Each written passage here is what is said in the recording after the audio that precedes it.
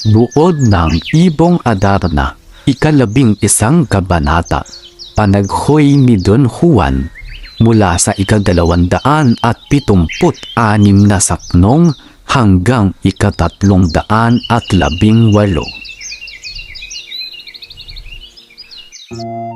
Naiwang pagapang-gapang ang kahabag-habag na si Don Juan matapos siyang bugbugin ng kanyang mga kapatid.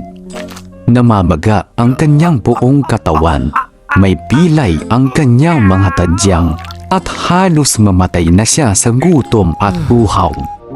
Sa gitna ng kanyang paghihirap, wala siyang ibang magawa kundi ang manalangin sa mahal na Birhen.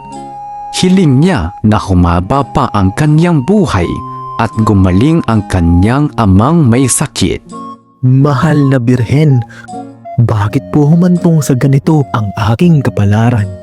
Wala po akong hinangad kundi ang kagalingan ng aking ama at ang kapakanan ng aking mga kapatid. Kung buhay pa po ang aking amang hari, naway pagkalooban pa ninyo siya ng lakas.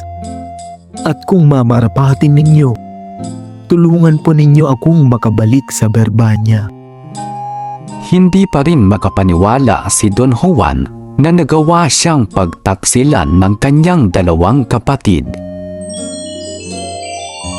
Handa naman niyang ibigay sa kanila ang Ibong Adarna kung iyon lamang ang kanilang nais.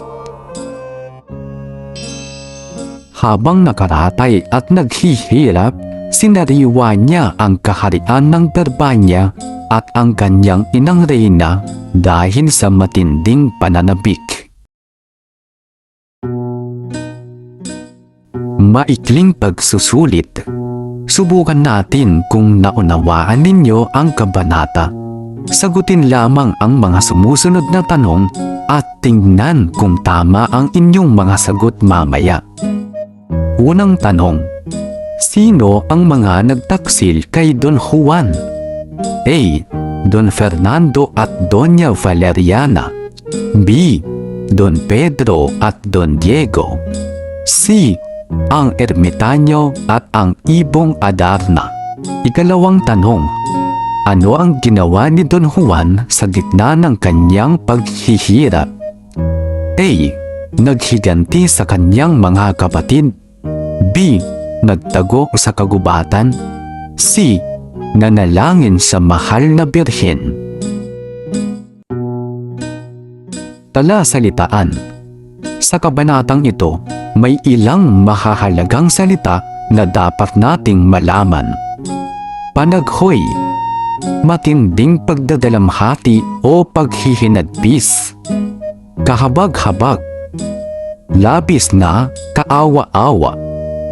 Nagtaksil, hindi naging tapat o nagtraidor sa kapwa.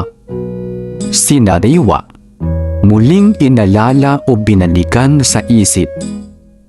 Pananabik, matinding pagnanais o pag-aasam na makita o maranasan muli ang isang bagay. Narito na ang mga tamang sagot sa ating maikling pagsusulit. Sagot sa unang tanong: B. Don Pedro at Don Diego. Sila ang nagtaksil kay Don Juan at iniwan siyang sugatan sa gitna ng daan. Sagot sa ikalawang tanong: C. Nanalangin sa mahal na Birhen. Sa gitna ng kanyang paghihirap, nanalangin si Don Juan para sa kanyang kaligtasan at para sa paggaling ng kanyang amang may sakit.